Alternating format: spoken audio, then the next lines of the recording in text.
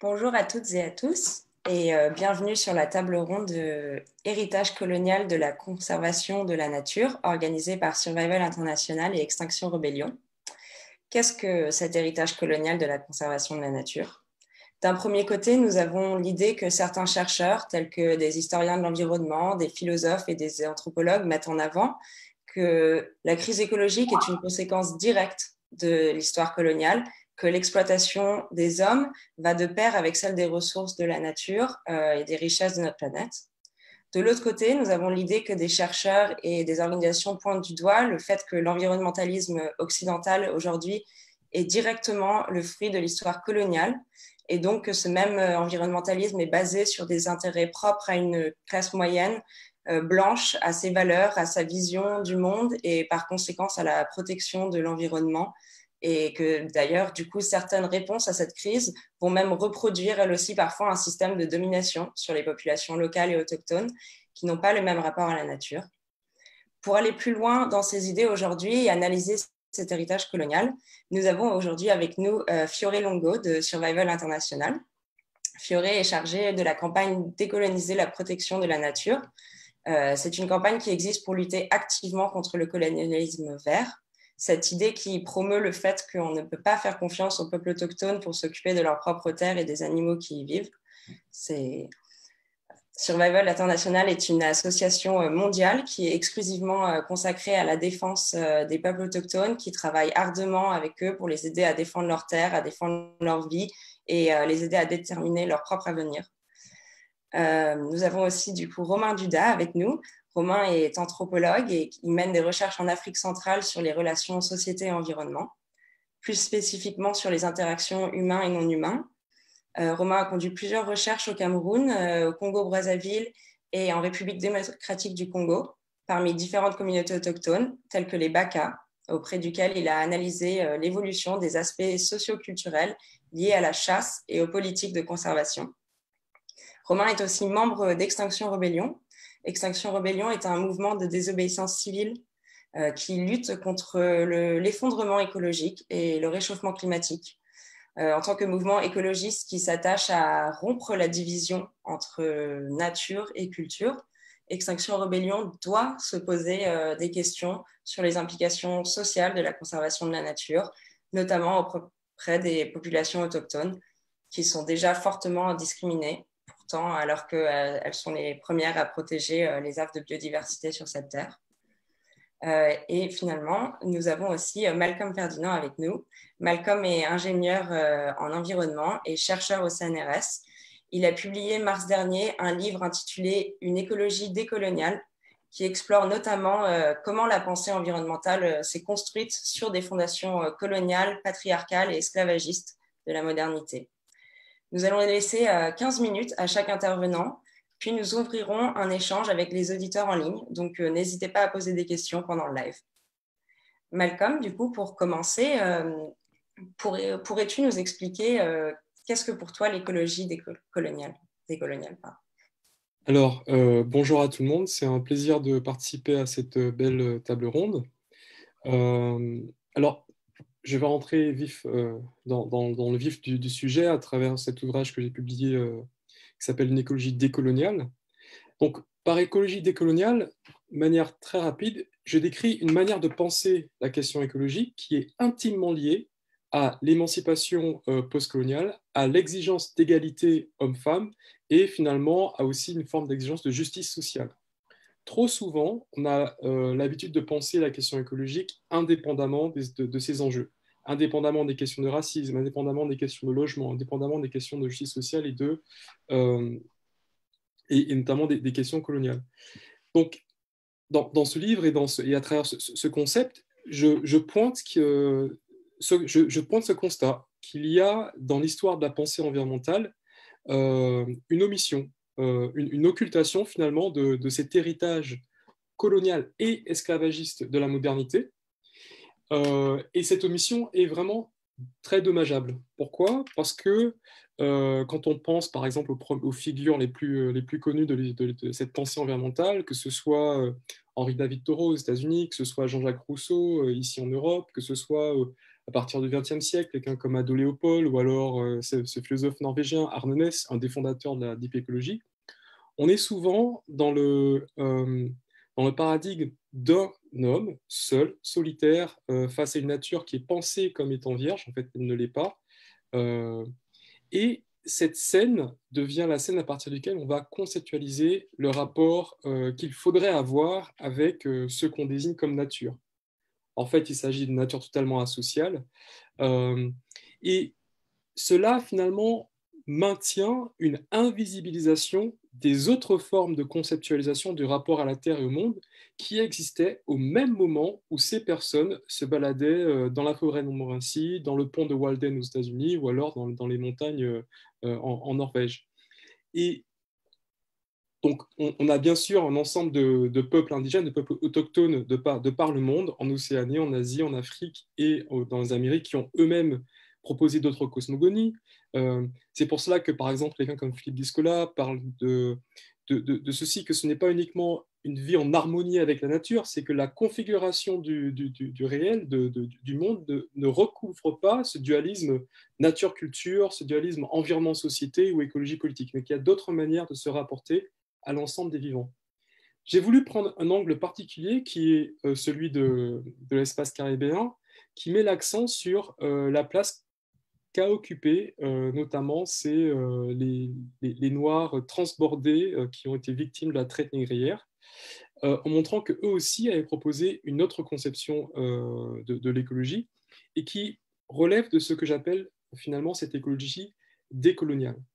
Là, qu'est-ce qu'on voit? Au même moment où Thoreau, Rousseau se baladent, il y avait des hommes, des femmes, des enfants qui étaient dans un rapport immédiatement politique à la terre et au monde, notamment qui se trouvaient dans la cale du navire négrier, qui se trouvaient dans les plantations, et pour qui l'enjeu, on va dire, l'enjeu environnemental de manière anachronique était nécessairement associé à cette exigence d'émancipation.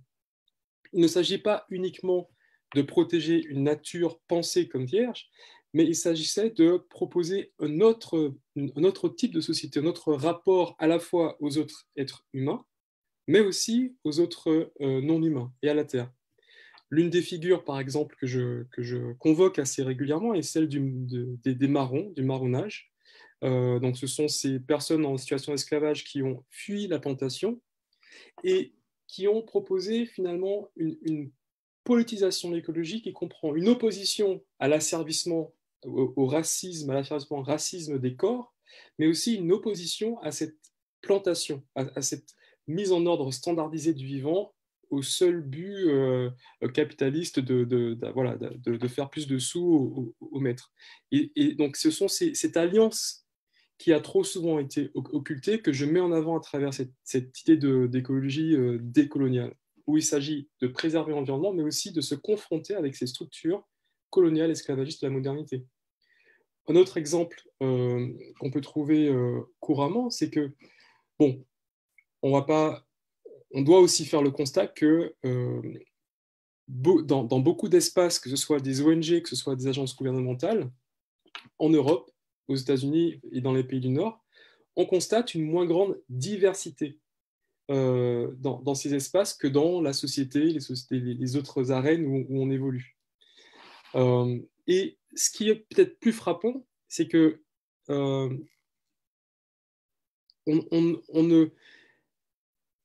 cette absence de diversité ne pose pas véritablement problème. En tout cas, bien sûr, elle est remarquée, elle est notée, mais on reste dans une vision où l'objet écologique tel qu'il a été construit, où les thématiques de l'écologie politique telles qu'elles ont été construites sont dans leur cœur bonnes.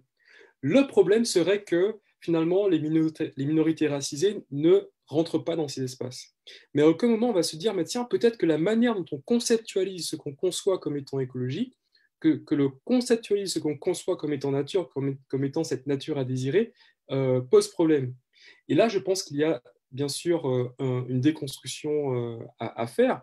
Si on prend l'exemple, par exemple, de la critique de la technique, notamment du nucléaire, qui a été un thème extrêmement important et fort dans la genèse du mouvement environnementaliste au XXe siècle, on se rend compte qu'il y a eu une occultation des conditions coloniales de la production de cette technique.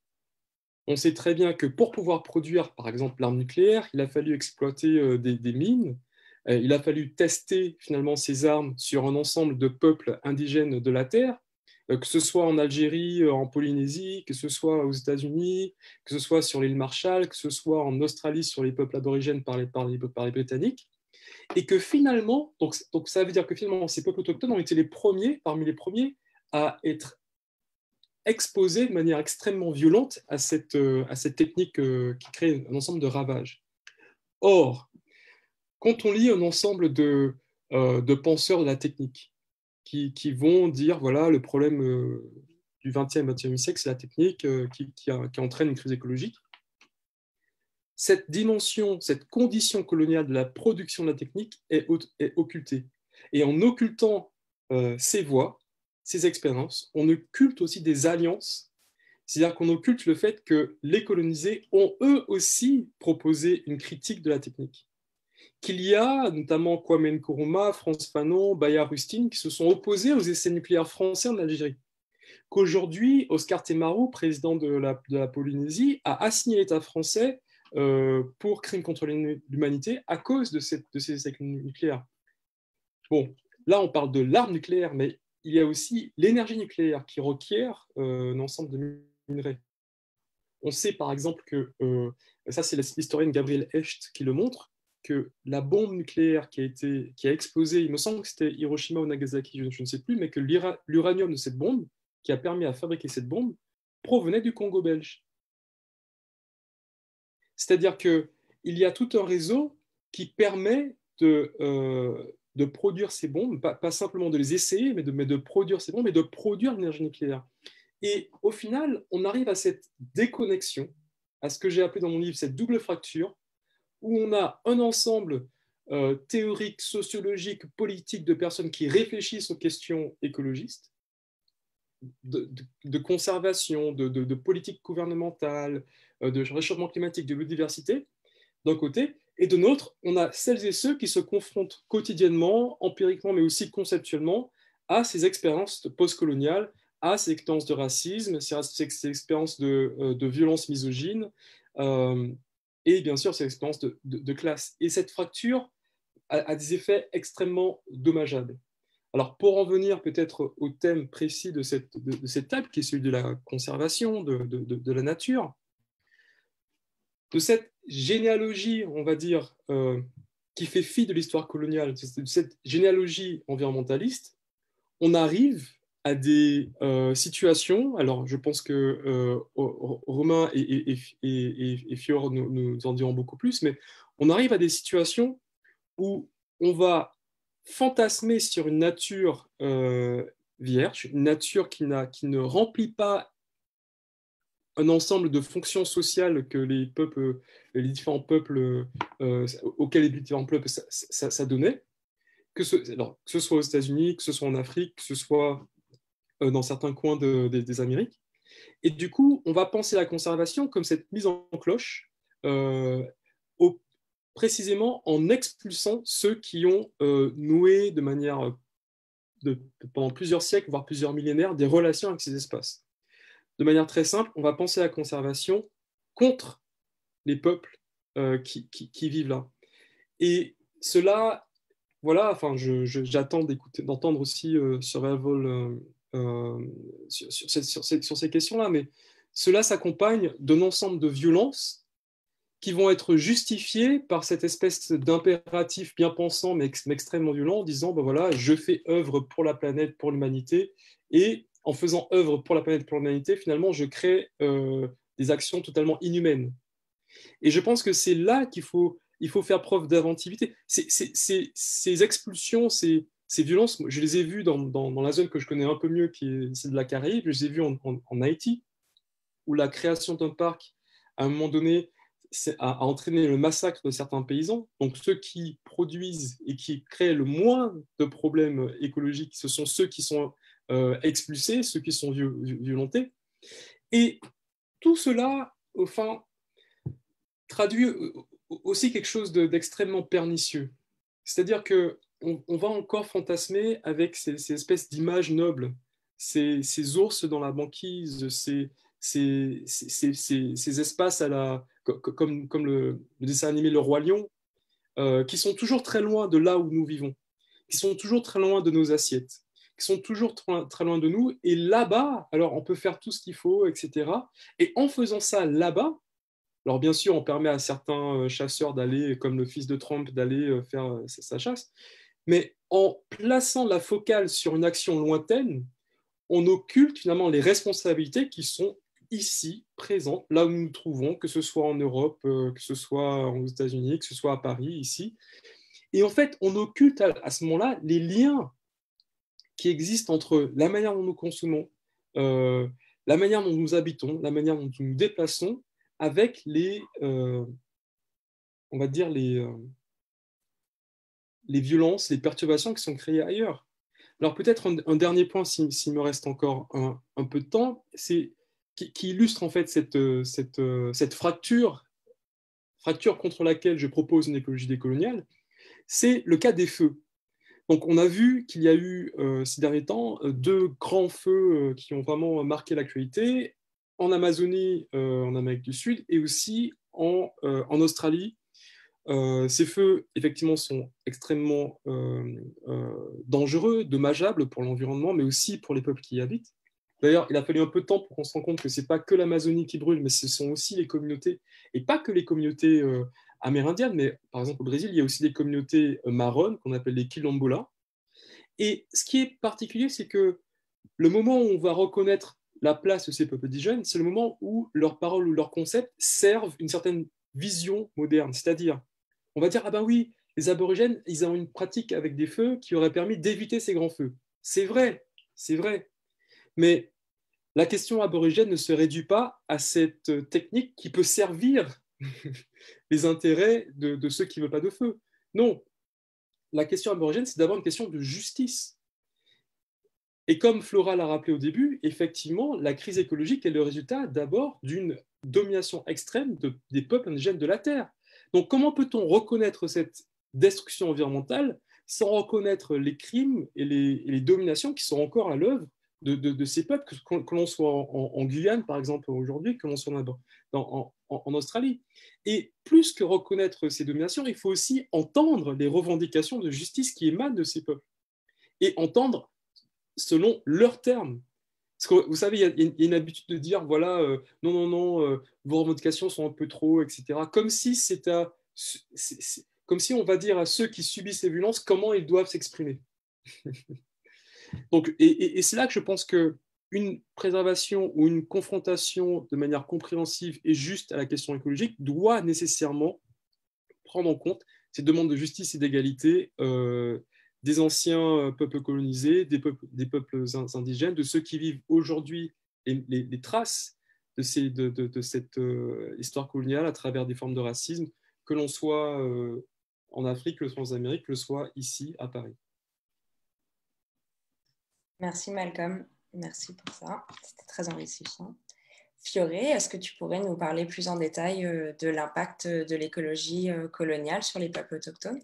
Oui, en fait, bon, j'ai trouvé l'intervention d'Emma comme excellente, surtout pour pour ce que je voudrais dire mais après, car il nous a expliqué bien comment cette idéologie, que moi j'aime bien l'appeler mythologie, parce qu'il a créé une idée.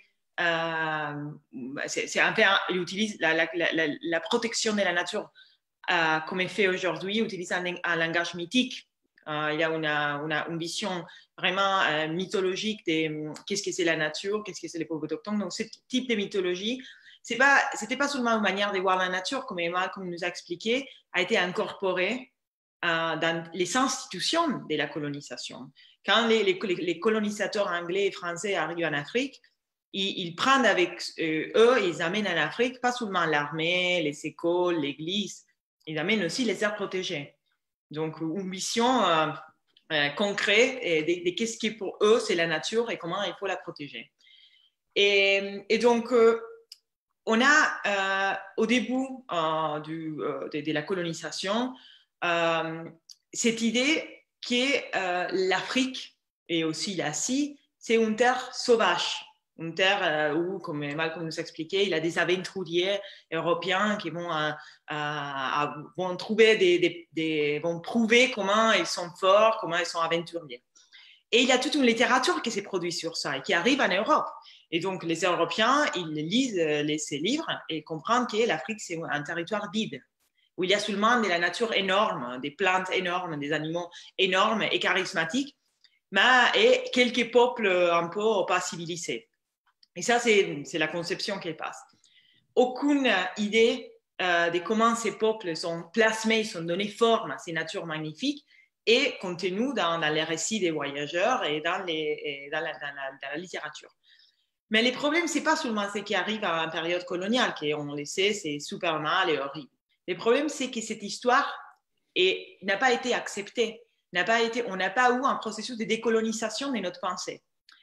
Et ça, c'est beaucoup, beaucoup dangereux, surtout dans ces moments, parce que c'est les types de solutions qu'on propose aujourd'hui contre les changements climatiques ou les types contre les effondrements écologiques sont des solutions, en fait, encore coloniales et encore racistes, parce qu'il n'y a pas un processus de décolonisation de notre pensée. Donc, l'idée des aires protégées, c'est une idée, en fait, qui dérive des États-Unis. Les premiers parcs naturels ont été créés aux États-Unis par des colons américaines à ce point qui voulaient protéger la beauté des Yosemite, qui était un parc en Californie. Ils ont pensé que la meilleure manière de protéger ces natures qui pour eux c'était divine. Donc il y a aussi un lien, une racine historique avec la religion protestante. Donc souvent les premiers mouvements écologistes et environnementaux aux États-Unis sont des mouvements créés par des protestants. Donc cette idée de la nature créée par Dieu, il fallait absolument protéger parce que les hommes, ils sont des pécheurs, ils vont détruire la nature. Et aussi, à l'intérieur des Yosemite, il y avait des peuples autochtones. Bon, ces peuples autochtones étaient considérés des paresseux, des personnes sales dont il fallait absolument se débarrasser. Donc, les premiers parcs de l'histoire est un parc qui est né de la violence et de l'injustice commis contre les peuples autochtones. Et c'est ce type de modèle et cette idée de la nature sauvage qui va être après importée en Afrique et en Asie. Donc, l'idée des aires protégées, c'est l'idée d'un espace vide d'êtres humains, à l'intérieur de laquelle il y a une nature parfaite et sauvage et vierge qu'il faut protéger. Cette idée, c'est totalement une invention. Et ce n'est pas seulement une invention, ce n'est pas seulement une mythologie, mais c'est une mythologie raciste. Parce qu'elle nie le rôle qu'ils ont, les peuples autochtones, leur connaissance de l'environnement. Parce que tout ça, c'est basé dans l'idée que la science, c'est la seule manière de connaître l'espace, de connaître la nature. Et donc, c'est ce type d'aires protégées qui existent toujours aujourd'hui. C'est pour ça qu'on parle de ça. Ce n'est pas seulement dans l'histoire. Donc, ce type d'aires protégées, les parcs naturels, les réserves éthiques, ont été créés partout par les pouvoirs colonisateurs au premier moment, après par les États indépendants, sans demander le consentement d'aucune personne qui habitait dans cet espace, parce que ces espaces étaient considérés vides. Et donc, les peuples autochtones ont été expulsés quand ils habitaient à l'intérieur, soit ils ont perdu leur territoire et l'usage du territoire. Mais ces peuples autochtones, en fait, ils ne sont pas vus seulement leur terre volée, donc ce qu'on appelle vraiment un bol de terre, cette fois dans les normes de la protection de la nature, mais c'est juste un bol de terre. Mais à un certain point, à partir de 2011, il y a eu aussi une militarisation de la manière de protéger la nature. Donc, on ne va pas seulement créer des aires protégées dans lesquelles les peuples autochtones sont expulsés, mais nous, en tant que touristes, on peut y aller, à regarder la nature, à faire des photos, on peut consommer la nature. Mais il y a eu aussi une militarisation. Donc, des gardes du parc, des éco-gardes, comme ils les appellent en Afrique, armés, ils ont commencé à dire toutes les communautés locales, pas seulement des peuples autochtones, tous les gens qui habitent et dépendent de ce territoire, vous ne pouvez plus entrer.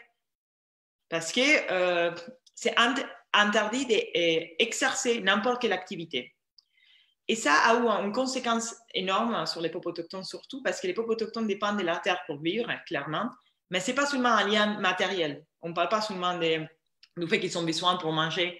Il y a totalement un lien, comme Malcolm a expliqué au début, que c'est incompréhensible pour nous, parce que nous, on est dans les dualismes nature-culture. Il y a une relation profonde avec la nature qui n'a rien à voir avec... Ils n'ont pas l'idée de conservation, parce qu'ils n'ont pas l'idée aussi de la destruction de la nature, basée sur la réciprocité, sur les partages. Et cette idée a été totalement combattue à un certain point, mais aussi ça signifie que les vols de terre condamnent les peuples autochtones pas seulement à la famine, mais aussi qu'on les condamne à la fin du peuple en tant que peuple, parce que toutes les valeurs identitaires de ces peuples sont liées à la forêt, aux environnements dont ils habitent et qu'ils ont contribué à créer. Donc, la chose qui est encore plus étonnante, c'est ces gardes-parcs qui sont armés et qui commettent un ensemble de violences envers les peuples autochtones, surtout en homme, et ça c'est un concept important, de la lutte anti-braconnage. Parce que quand on parle des peuples autochtones, on parle des communautés. Il y a différentes définitions qu'on ne va pas discuter ici, mais souvent, les peuples autochtones avec lesquels Survival travaille sont des chasseurs-cueilleurs. Donc ils chassent et bien sûr, ils ne vont pas pratiquer la chasse au trophée, la chasse sportive, ils vont chasser pour manger. Et après, Romain nous va expliquer plus des vacas. Et ils ont besoin, ça c'est partie de leur identité, c'est fondamental. Mais à un certain point, les éco-gardes, les gardes-parcs, ils sont soutenus par les gouvernements et par les ONG de protection de la nature. Ils ont commencé à les accuser d'être des braconniers. Et les braconnages, à partir de 2011, est considéré un problème global parce que selon certaines enquêtes qui ne sont pas du tout vraies, mais les braconnages contribuent au terrorisme. Donc, au moment où il y a un lien entre terrorisme et braconnage, ça veut dire que les braconnages, c'est un problème global. Donc, tous les bailleurs de fonds du monde occidental, l'Allemagne, la Commission européenne, la France, donnent de l'argent pour combattre cette lutte globale contre les braconnages. À la fin, dans les terrains, ça signifie que les gens qui chassent pour se nourrir leur famille sont arrêtés, tués, violés et toutes les pires choses que vous pouvez imaginer au nom de la lutte anti-braconnage. Ça nous démontre comment un petit problème, un problème local, en fait, est vraiment les miroirs d'un problème global. Pour finir, donc on a les aires protégées, on a la militarisation. Derrière tout ça, on a les mouvements environnementaux et les grandes organisations de protection de la nature, comme les Fonds mondiaux pour la nature, les WWF, la WCS, qui sont toutes des organisations qui ont un passé lié à l'eugénisme, à l'antimigration, au racisme et au pouvoir colonial, et qui sont en train de continuer à proposer ces visions du monde, une vision dans laquelle la nature est vierge et sauvage, et les peuples autochtones ils sont sensibilisés qu'il faut convertir au développement, et nous vendre une idée de ce que c'est la protection de la nature totalement incorrecte, et pas seulement totalement incorrecte, mais beaucoup dangereuse, parce qu'ils sont toutes les organisations de protection de la nature qui poussent aussi pour cette idée qu'on peut continuer à vivre dans ce monde et à consommer comme on consomme, mais en créant un capitalisme soutenable. Qui, bien sûr, et ça n'existe pas. C'est pas possible d'avoir comme les progrès soutenables. Bon, tout ça, et en même temps, demande aux peuples autochtones. Donc, nous, on continue à consommer parce qu'il n'y a pas de critiques sur ça. Dans les conseils d'administration de toutes ces ONG, il y a des gens de l'Unilever, de Nestlé, de la Coca-Cola. Donc, nous, on peut continuer à consommer comme ça, mais les peuples autochtones, ils doivent payer, les communautés locales d'Afrique et ainsi de suite, doivent payer les prix pour notre consommation. Donc, pour lutter contre le réchauffement climatique, toutes les propositions sont il faut créer plus de serres protégées. Il faut pas diminuer les émissions d'essence, des carbones à travers l'essence. Il faut créer plus de serres protégées, il faut planter plus des arbres sur le territoire des peuples autochtones. Et donc, c'est pour ça que nous, on commence à appeler ça pour finir. Tout ça, pour nous, ce mouvement de la protection de la nature est devenu un mouvement écofasciste, dans lequel on demande à une partie de la population qui on pense que ça c'est pas important de payer les prix pour continuer notre mode de vie. Et donc, il y a plusieurs, juste pour dire, nous, on travaille surtout sur les bassins du Congo, mais Romain va parler des Baka, et aussi dans les réserves des tigres en Inde. Il y a des peuples autochtones qui habitent à l'intérieur de ces réserves et sont expulsés. Donc, je n'ai plus de temps, donc je ne vais pas parler de ça, et c'est tout. Merci. Tu as encore 4 minutes si tu veux. Ah oui, j'ai encore 4 minutes. Wow, super. J'ai mal compté. Donc, non, je voulais juste raconter un peu les cas des Andes, parce que Romain nous va raconter du bassin du Congo. Et c'est juste pour dire que c'est incroyable comment, moi je travaille surtout dans ces deux régions, comment il suffit 3 jours sur les terrains, 2 jours sur les terrains pour se rendre compte de l'absurdité de ces systèmes. Parce que tu vois ces personnes qui ont vécu toute leur vie, pendant des générations en contact avec la nature, non, pas en contact, je n'aime pas les mots en contact avec la nature, ils ont vécu dans la nature avec les tigres et les autres animaux. Et nous, les organisations de protection de la nature, vont là à l'expliquer comment il faut protéger la nature et à faire de la pression sur les gouvernements indiens pour expulser ces peuples autochtones parce qu'ils soutiennent que les tigres, ils ont besoin d'un espace vierge pour vivre. Et c'est totalement incompréhensible pour les populations. Ça, c'est la chose plus étonnante. Il ne faut pas vraiment un doctorat en anthropologie pour comprendre ça. Il faut juste s'asseoir avec les peuples autochtones et parler avec eux.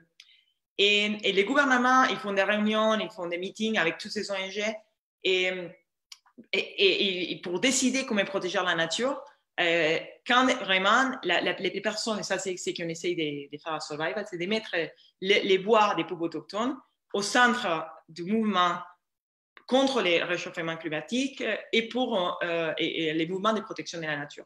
Il faut juste vous le dire que si quand quelqu'un nous pose la question, c'est quelle la solution, c'est très simple. C'est une question de justice, comme Malcolm il a expliqué. Il faut reconnaître les droits territoriaux des peuples autochtones et pas des aires protégées. Les 80% de la biodiversité se trouve sur des territoires autochtones, donc il faut juste reconnaître les droits territoriaux des peuples autochtones et les écouter. C'est simple. C'est tout. Merci. Merci Fioré, merci pour toutes ces informations. Du coup, tu parlais des Baka. Les peuples autochtones tels que les Baka nous disent qu'ils considèrent le colonialisme vert comme une des plus grandes menaces auxquelles ils sont confrontés. Romain, qu'as-tu pu observer par rapport à ça? Que peux-tu nous rapporter sur ce sujet? Merci Flora.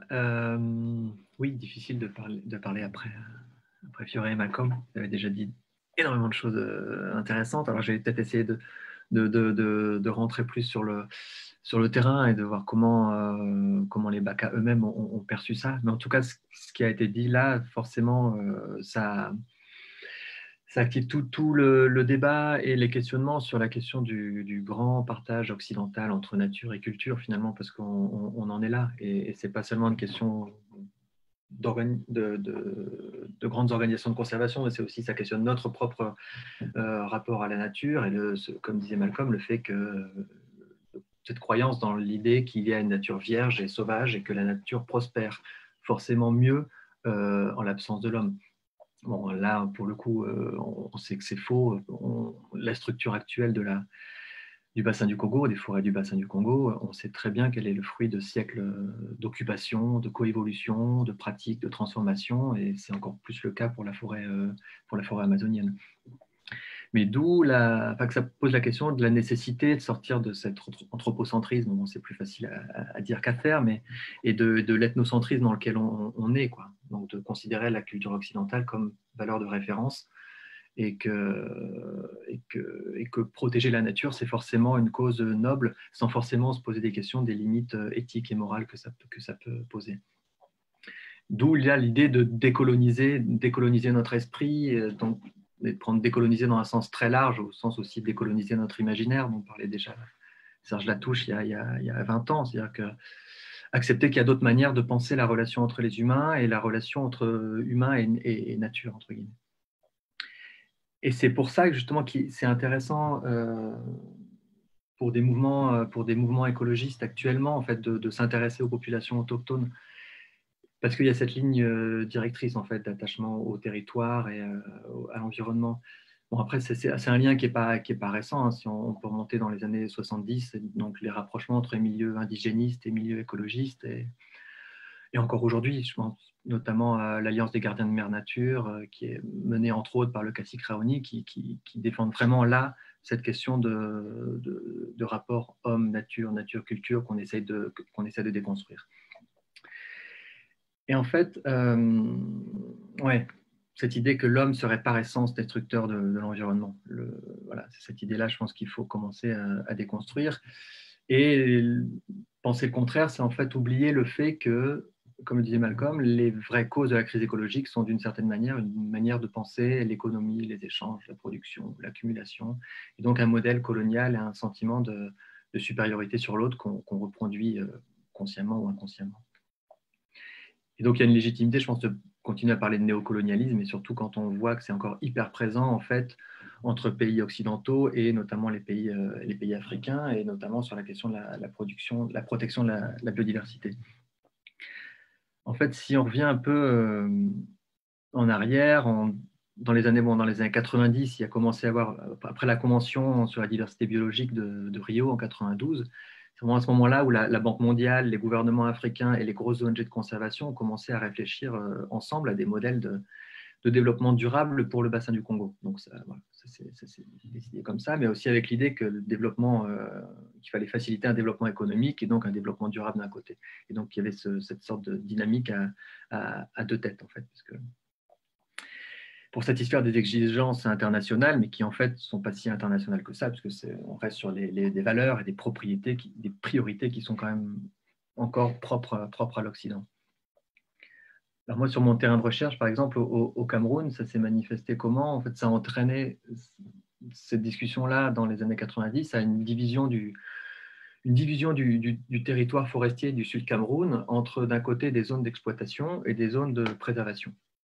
Et donc, ça a été découpé quasiment à la règle, et les deux dynamiques qui ont fonctionné en collaboration. C'est-à-dire que la préservation d'une zone vient compenser le fait, et donc légitimer le fait qu'on exploite les zones alentours. Le problème, c'est qu'à aucun moment, Fiorel l'a dit, à aucun moment les populations locales sont consultées. Et quand elles sont consultées, même encore actuellement, soit c'est trop tard, soit c'est parce que juste il s'agit d'une obligation de la part de ces institutions, et donc c'est plus le fait de répondre à une obligation plutôt qu'une vraie volonté de prise en compte de la parole des gens du lieu. En plus, le fait que c'est illégal d'agir comme ça sans ces questions de consentement qui sont aujourd'hui dans le droit international.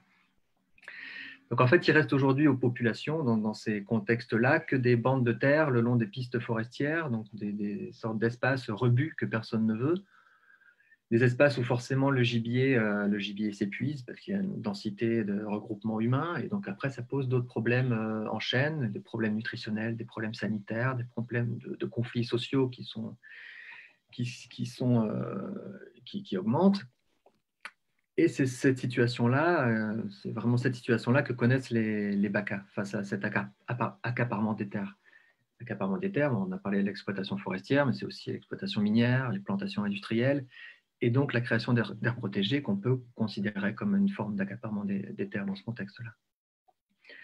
Donc moi, les BACA avec lesquels j'ai travaillé pour ma thèse, c'est une population de chasseurs-cueilleurs qu'on appelle encore parfois pygmées, mais pygmées, le terme pygmée qui est un terme stigmatisant et qui regroupe d'autres populations, pas forcément les BACA. Donc les BACA sont à peu près 40 000 au Cameroun, ils subissent déjà une très forte discrimination, marginalisation à la fois à l'échelle locale et à la fois à l'échelle nationale. Ils subissent un très fort racisme déjà de la part des populations voisines. C'est une population qui est semi-sédentaire. Le fait d'être semi-sédentaire, c'est déjà aussi le résultat de l'économie coloniale qui a modifié les relations sociales. Donc en fait, actuellement, les BACA sont obligés de négocier finalement leur place historique dans l'écosystème avec des nouveaux acteurs, mais dont ils ne partagent pas forcément les outils de négociation, ni le langage, ni la vision du monde. Et en fait, il n'y a pas de place pour eux vraiment dans cette négociation. Et ça accentue, selon eux, selon leurs paroles, vraiment leur pauvreté et leur marginalisation. Et donc, en fait, après, pour revenir vraiment sur sur la place des BACA dans la crise écologique et ce que disait Malcolm sur le fait que finalement, ceux qui en payent le prix, c'est ceux qui en sont le moins responsables. Là, pour le coup, c'est totalement vrai pour les BACA parce que bon, la nécessité de créer des aires protégées, elle est venue surtout du fait qu'on a vu rapidement l'exploitation forestière se développer très vite avec des percées de routes qui ont facilité l'accès à des chasseurs pour la chasse commerciale pour nourrir les villes, de rentrer dans des zones de forêt, et donc un déclin très rapide de la faune sauvage. Et sans parler du commerce d'ivoire aussi, mais qui là est initié souvent, voire souvent par des élites, par des militaires ou des membres du gouvernement, donc avec des jeux de corruption très compliqués, sur lesquels les ONG de conservation préfèrent ne pas trop s'attaquer et préfèrent attaquer donc des cibles faciles locales. Donc cette histoire de commerce de viande de brousse, de commerce d'ivoire, elle est finalement rentable pour beaucoup de monde, sauf finalement pour les BACA, parce que plutôt que s'attaquer au grand braconnage ou à la corruption, ce que je disais, on s'attaque plus facilement à des petites cibles. Et donc l'autre souci, et là ça rejoint la campagne de Survival, c'est que ces ONG de conservation, elles font rarement preuve de diplomatie sur le terrain. Donc là, pour le coup, Survival a bien mis en lumière les cas de violation des droits humains, d'abus physiques, de pression morale et de recours à la militarisation qui est justifiée sur le fait de cette histoire de terrorisme, cette histoire de présence d'armes lourdes pour contrôler le commerce de viande et d'ivoire. Donc, en fait, c'est ça vraiment le problème, c'est que ça fait 30 ans que beaucoup d'États africains déchargent finalement la question de la gouvernance environnementale à des ONG de conservation qui viennent avec leur propre financement et leur manière de penser les priorités. Et donc, en fait, le résultat, c'est ça, c'est que les ONG sont en quelque sorte en charge de faire appliquer la loi sur la faune et la forêt, aidées par des éco-gardes du ministère des Eaux et Forêts, mais formés par le WWF, donc avec ce jeu assez complexe, on ne sait plus sur qui mettre la responsabilité et chacun se décharge des abus qui sont perpétrés sur la population locale. Donc là-dedans, comment réagissent les BACA, parce que c'est un peu sur quoi j'ai travaillé pour ma thèse de doctorat. Et ce qui est assez étonnant quand on discute avec des hommes et des femmes BACA de ça, c'est de voir la crainte et la peur que génère l'idée de la conservation. C'est la peur et le stress que génère l'arrivée d'un véhicule WWF dans le village. Et en fait, du fait que les échanges entre les BACA et les conservationnistes sont extrêmement limités, qu'il s'agit d'un système qui est imposé de l'extérieur, fait que les BACA ne considèrent les politiques de conservation vraiment comme quelque chose qui est dirigé contre eux, qui est volontairement fait contre eux pour les empêcher de leur mobilité, l'accès aux ressources, etc. Ou si ce n'est pas contre eux, c'est pour la forêt, mais pour la forêt sans eux dedans. Donc en fait, les BACA considèrent vraiment la conservation comme un frein au développement et à leur liberté de mouvement. Et surtout, là pour revenir sur ce que disait Fiorette tout à l'heure sur la viande et la valeur culturelle de la viande, pour eux, ils considèrent vraiment que leur empêcher de chasser, ça va créer leur famine. Et la viande, c'est quand même l'aliment par excellence qui, chez les BACA, permet la cohésion du groupe et le bien-être individuel et social. C'est ça, il ne faut pas oublier que la chasse, dans ces contextes-là, ce n'est pas juste une acquisition de protéines et un moyen de subsistance. Ça renvoie à tout un rapport au monde, un rapport à la forêt, à ces activités sociales et rituelles qui relient les humains entre eux, les humains à la forêt et au monde de l'invisible.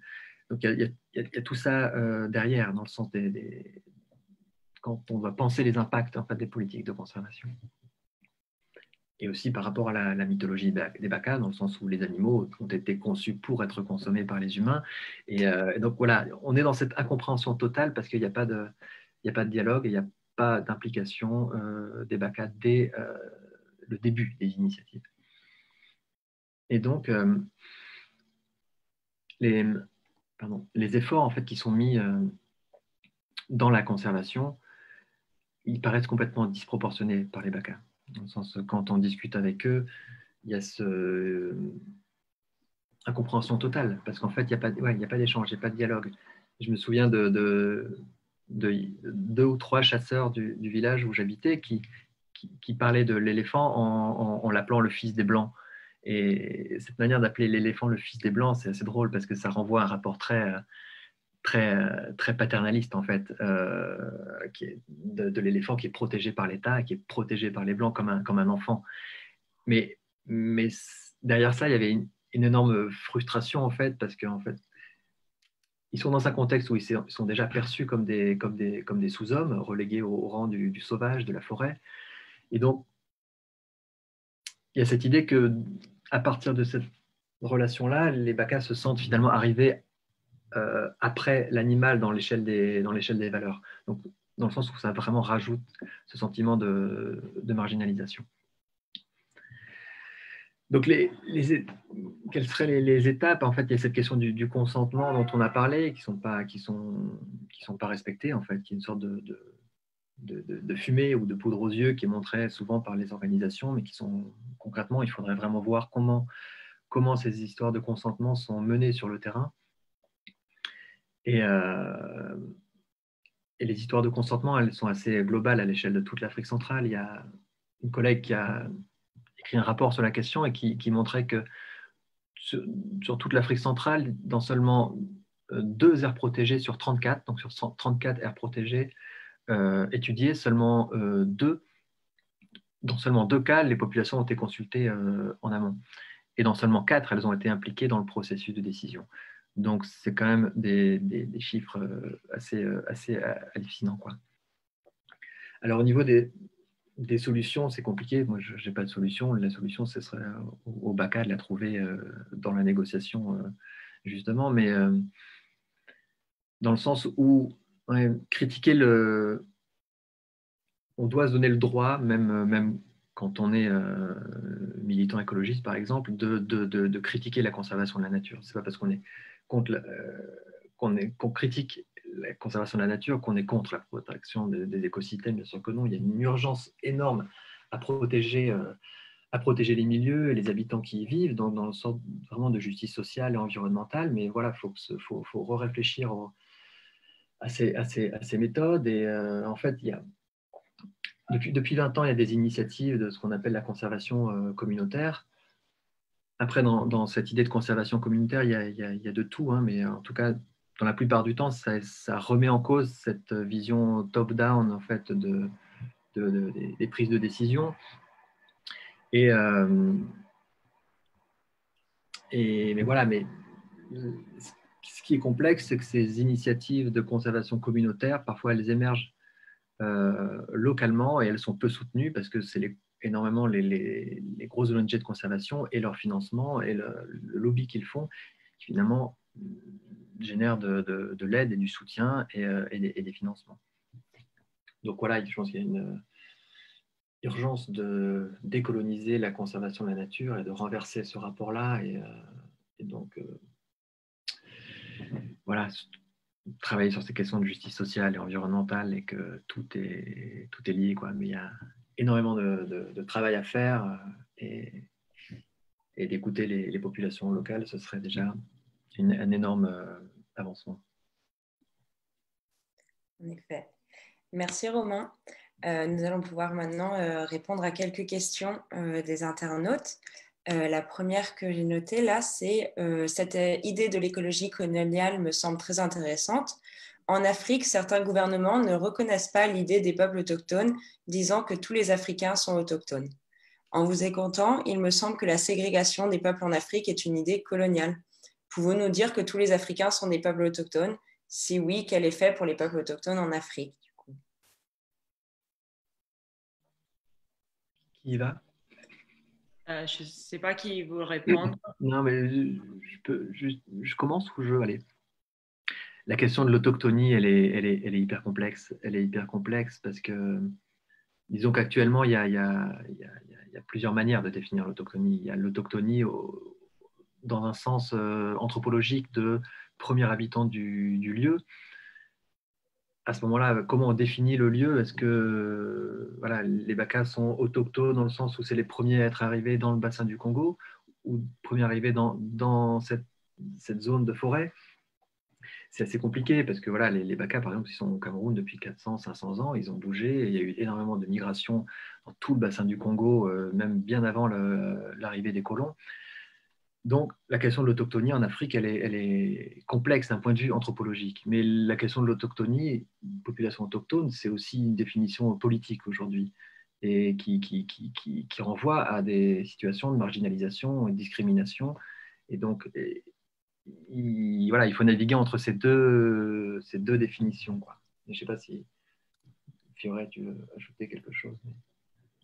Oui, en fait, c'est compliqué et on sait bien que les gouvernements africains, on a eu déjà ce problème avec les Bushmen en Botswana.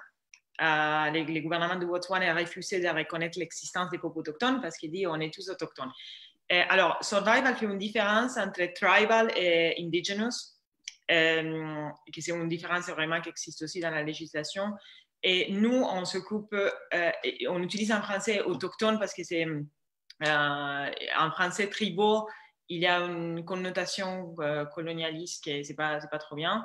Mais par exemple, en Inde, la législation reconnaît l'existence des peuples, des tribes, des peuples tribaux qui sont différents des autochtones que tout le monde. Alors, il faut savoir deux choses. Il y a plusieurs pays africains qui, par contre, reconnaissent l'existence des peuples autochtones. Les Congo, par exemple, le Congo-Brazza, il y a une loi sur les peuples autochtones. Et en fait, les mots, par exemple, pygmée est interdit par loi parce qu'il s'agit d'un mot colonialiste, discriminatoire. Donc, et ça s'écrit dans la loi pour les peuples autochtones. Donc, il préfère la définition autochtone. Et il s'agit souvent des chasseurs-cueilleurs. Bien sûr, tout le monde est autochtone, dans le sens qu'ils sont nés dans cet endroit, mais il y a une population plus à risque que c'est les peuples des chasseurs-cueilleurs. Ça, c'est une chose. L'autre chose, c'est qu'il y a une définition officielle que Survival utilise, qui s'est donnée par la Convention 169 de l'Organisation internationale du travail.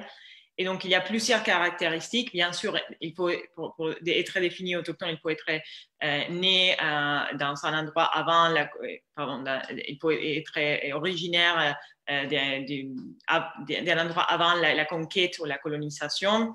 Mais il faut aussi avoir des caractéristiques sociales ou économiques ou religieuses qui créent une différence entre ces peuples et la société majoritaire. Donc, après, oui, c'est toute une question de définition politique. Pour nous, ce qui est important, c'est qu'il s'agit des peuples qui se reconnaissent eux-mêmes comme autochtones. Donc, la autodéfinition, c'est fondamental. C'est eux-mêmes qui décident qu'est-ce qu'ils sont et qui se trouvent en condition de vulnérabilité par rapport à la société majoritaire pour leurs caractéristiques différentes. Et la chose plus importante pour nous, c'est les rapports à la terre. Donc, la dépendance de la terre est une caractéristique essentielle. Après, c'est pas nous qui on a créé la définition. Donc, je sais que c'est problématique, c'est pas facile. C'est juste ce que je voulais dire. Alors, je vais juste rajouter un mot pour l'internaute. Parfois, on peut se perdre dans la multitude de définitions de quel est le caractère qui fait qu'on est vraiment indigène ou autochtone ou pas. Et je pense que ce sont des débats qui doivent se faire, et c'est important de s'autodéfinir, etc. Mais il ne faut pas que ces débats nous fassent perdre de vue la chose la plus importante. Il me semble que c'est en 2007 ou 2008 qu'il y a eu la déclaration internationale des droits des peuples indigènes aux Nations Unies. Et le mot important n'est pas seulement le mot indigène, c'est le mot peuple. Ça veut dire qu'il y a un ensemble de personnes sur Terre à qui on ne reconnaît pas le droit d'exister, le droit d'avoir une place sur Terre, le droit de vivre, le droit d'avoir une dignité. Donc, il faut toujours se méfier quand quelqu'un dit « Ah, mais ce groupe-là n'est pas autochtone », si ce n'est pas une astuce pour nier les droits de ces personnes à exister, à avoir une dignité, à avoir une place sur Terre. Le mot important, c'est que nous sommes tous, en principe, nous sommes tous des peuples et des humains, mais dans les faits, il y en a qui sont traités comme des sous-humains. Et que ces déclarations-là, ces déclarations politiques permettent au contraire de donner un outil à ceux qui veulent défendre justement leurs droits, défendre leur humanité, défendre leur dignité. Donc, juste garder ça en tête. Merci Malcolm. On a comme autre question, de l'infamie esclavagiste que l'on appelle marron, dans la signification de nègres civilisés qui sont retournés à l'état sauvage pour les colons tortionnaires, on a avant tout voulu être libre avant de penser à l'écologie décoloniale. Aujourd'hui, le rouleau compresseur occidental pose le problème d'une deuxième prise de liberté et donc d'une économie insurrectionnelle. Comment, d'après vous, l'organiser, la réaliser et la mettre en pratique? Un peu long comme question. Est-ce que vous voulez que je la relise? Comment mettre en pratique une économie insurrectionnelle? Ah, d'accord. Bon, je lis la question.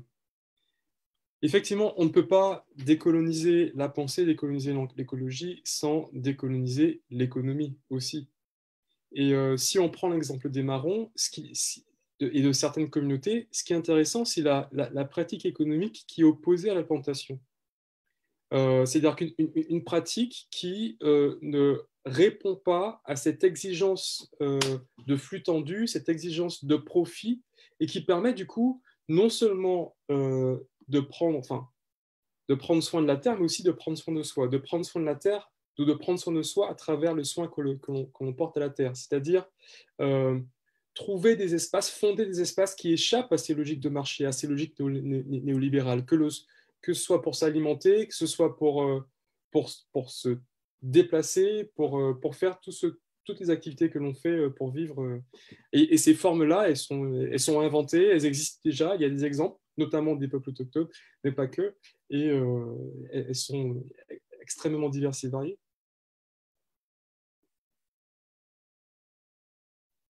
Merci, Malcolm.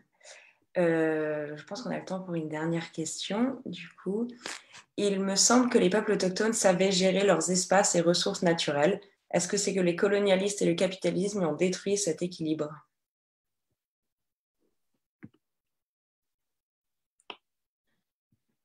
Déjà, oui, la question sous-entend qu'ils ne savent plus gérer leur espace naturel déjà.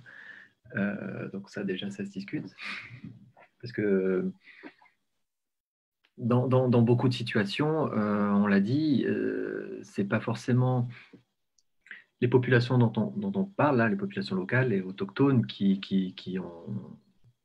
créent le problème et qui accentuent cette crise écologique d'un point de vue local. C'est très souvent l'ouverture à des marchés extérieurs et c'est des questions d'augmentation d'échanges et d'exploitation de ressources.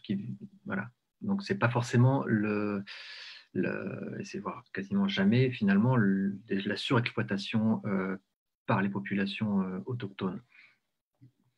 Après, l'autre question qu'on peut avoir derrière, c'est est-ce que les populations autochtones sont des conservationnistes ou pas et ça, c'est une question intéressante parce qu'elle sous-entend est-ce que les populations autochtones conservent la nature pour conserver la nature, donc dans une intention de conserver, ou est-ce que ça se fait de manière inconsciente par rapport à des pressions sur le milieu, parce qu'on est peu nombreux, parce qu'on est mobile et tout ça. Donc là, c'est à voir à chaque fois en question de la population dont on parle aussi, et de son expérience et de sa mémoire de l'exploitation du milieu qui a pu créer des pratiques ou des savoirs liés à la gestion du milieu. Moi, je voulais juste ajouter une chose, qu'il faut aussi faire attention à penser que les peuples autochtones, ils sont figés dans le passé. Et cette idée, comme eux, ils étaient un peu les mythes du bon sauvage, et qu'après, ils ont été détruits par les capitalistes. Et ça, c'est une question, par exemple, qui est beaucoup, en parlant avec des gens de WWF, ils disent toujours, mais vous parlez des peuples autochtones qui n'existent plus maintenant, ils s'habillent, ils utilisent des portables, donc ils disent toujours ça, non? Et comme si ça les rend moins autochtones. Et ça, c'est aussi lié à la question de la définition, qu'il faut faire toujours attention, qu'est-ce qu'on entend pour ça. Et comme si ça les rend capitalistes et donc Donc, les grandes organisations de protection de la nature, ils ont le droit de les expulser. Il faut faire attention, avant tout parce que les peuples autochtones, ils changent comme tous nous, ils sont des personnes comme nous. Donc, ils s'adaptent au milieu, ils sont curieux des choses comme nous, ils prennent des choses de nous. Et ce n'est pas ça qui les rend pas moins autochtones. Et pour moi, c'est vraiment une conception, il y a une vision et une relation avec la nature qui les rend différents de nous. Comme moi, je pense qu'ils ne sont pas, la majorité des personnes que j'ai rencontrées, ils n'ont pas vraiment l'idée à l'intérieur de leur tête de conserver, parce qu'ils n'ont pas l'idée de détruire. Donc, ils n'ont pas cette idée de, bon, il faut laisser à côté ça, c'est intériorisé, ils ont des pratiques fondées sur la réciprocité, la soutenabilité. Ils pensent à les générations à venir sans besoin de cette idée vraiment de séparer la nature et la culture comme nous. Donc, il faut toujours faire attention parce que ces mythes aussi de l'idée des peuples autochtones congelés dans le passé est dangereuse parce qu'après, ça justifie les vols de terre quand ils ne sont pas adaptés à notre idée, à l'idée que nous, on s'est construit dans leur tête de eux et de ce que ça veut dire être un peuple autochtone. Merci Fioré. J'ai une dernière question. Ah, vas-y Malcolm. Non, vas-y. Je prends la dernière question comme ça, après La dernière question, du coup, c'est que penser de la manière de nommer encore aujourd'hui les autochtones américains, amérindiens ou indiens d'Amérique? Est-ce qu'on ne devrait pas inclure dans les programmes scolaires l'apprentissage des véritables noms de ces peuples? Alors, pour répondre à la question tout de suite, oui, c'est très problématique. Il y a un ensemble de mots qui sont problématiques. Et qu'en fait, il y a plus de 500 nations juste dans ce qu'on appelle aujourd'hui les États-Unis. Mais d'ailleurs, il faut garder en tête que la colonisation n'est pas uniquement un processus politique, économique, c'est aussi un processus grammatical. En fait, on va on va renommer un ensemble de terres, d'espaces. Voilà, on appelle cette terre Australie, on va l'appeler Nouvelle-Calédonie, Nouvelle-Galles, etc. Et en fait, en faisant ça, on retire la signification par le nom que des peuples précolombiens notamment donnaient à ces espaces. Et qu'il y a des formes de décolonisation qui consistent à renommer des espaces, renommer des rues par exemple, ou même changer des statuts. Ça peut être à discuter aujourd'hui. Je voulais juste peut-être terminer sur ceci, c'est-à-dire qu'au fond, quel est le problème de la conservation de la nature et pourquoi il faut décoloniser cette conservation de la nature? La question vient plus globalement de ce qu'on a compris dans le thème général de écologie. Quel est l'objet de l'écologie? Beaucoup de personnes ont répondu, c'est la nature. Et donc, du coup, comme c'est la nature, alors à ce moment, on se met des œillères et on dit, ben voilà, on va conserver la nature et tout ce qu'il y a autour de l'autre côté, on ne regarde pas. Et ces œillères sont extrêmement violentes parce qu'elles ne permettent pas la rencontre. Elles ne permettent pas de rencontrer l'autre avec l'autre, c'est-à-dire celle ou celui qui ne me ressemble pas, qui ne prie pas les mêmes dieux, qui n'a pas la même couleur de peau, le même sexe, les mêmes orientations. Et du coup, cette vision est une vision assez coloniale en disant, voilà, je ne rencontre que ce que je veux voir et que ce qui me ressemble. Alors, si on propose une autre réponse à cette question, quel est l'objet de l'écologie? Si on propose celle du monde, et que l'objet n'est pas uniquement de préserver des écosystèmes, mais celui de fonder, d'instaurer un monde précisément avec celles et ceux qui n'ont pas les mêmes cosmogonies, mais pourtant avec qui l'on se doit de partager ou d'habiter ensemble la Terre. Et précisément, c'est la manière d'habiter la Terre, c'est à travers la rencontre de l'autre. À ce moment-là, on rend possible des espaces où on apprend des espaces divers qui font peut-être aussi écho à ce thème de biodiversité et qui permettent finalement quelque chose de beaucoup plus riche et certainement moins violent et beaucoup plus propice à des formes de rencontres sous une forme d'égalité. En effet. Merci beaucoup Malcolm, merci Fioré, merci Romain pour ces interventions très riches et j'espère que toutes et tous les internautes ont apprécié autant que moi. Merci tout le monde, bonne soirée. Bonne soirée, merci, au revoir. Au revoir.